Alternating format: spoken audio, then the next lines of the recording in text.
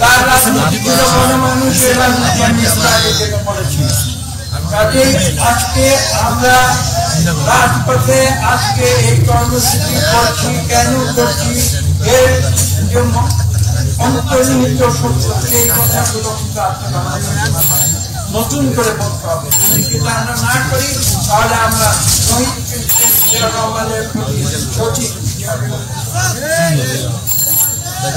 আপনারা জানেন জিয়াউর রহমান ক্ষমতার জন্য রাজনীতি, দেশ নেত্রী বেগম খালেদা জিয়া ক্ষমতার জন্য রাজনীতি করেন নাই।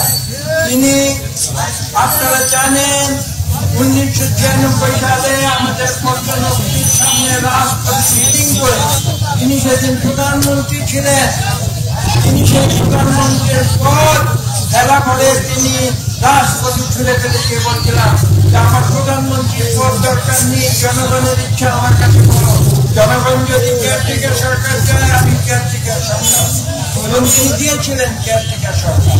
এবং মজার কথা হলো যে আওয়ামী লীগ দাবি করে তারা নাকি কেয়ারটেকার সরকারের আন্দোলন করেছিল, তারা পরে সংসদে গিয়ে সেই কেয়ারটেকার সরকারকে আমাদের সংবিধান থেকে মুছে দিয়ে